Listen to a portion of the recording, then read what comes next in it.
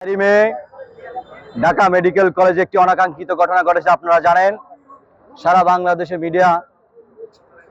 Media কর্মী সবাই জানেন, প্রশাসনের কিছু কুচক্রী মহল দালালের নামে দালাল ধরতে গিয়ে আসলে তারা দালাল ধরে নাই, তারা দালালের পাশাপাশি একটি একটি মানবিক পেশা, যারা সর্বক্ষণিক সারা বাংলাদেশে মানুষের সেবা দিয়ে যাচ্ছে, তাদের নামে তাদের পেশাকে কটূক্তি করে তাদের ভাবমূর্তি নষ্ট করার জন্য এই ধরনের কিছু মিডিয়া লেবেলিং করেছে।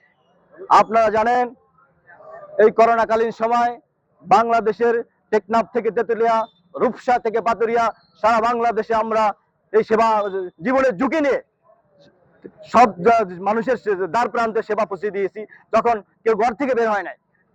কিন্তু আমরা জীবনের ঝুঁকি নিয়ে আমরা কিন্তু জীবনের মায়া করি নাই। আমরা সকল মাঠে প্রান্তরে আমরা এই মানুষের জীবনের স্বাস্থ্য সেবা যেভাবে ওষুধগুলি সঠিকভাবে পায় এবং মানুষের দোরগোড়ায় পৌঁছে দিয়েছি।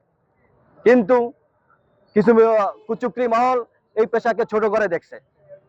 আমরা সরকারের কাছে দাবি জানাবো, যাতে আমাদের এই পেশার মর্যাদা এবং পেশার নিরাপত্তা যেন সরকার নিরাপত্তা প্রদান করেন, এবং স্বাস্থ্য মন্ত্রণালয়ের কাছে আমরা অনুরোধ করব, যাতে ভবিষ্যতে যে ধরনের ন্যাক্কারজনক ঘটনা আর যেন না ঘটে।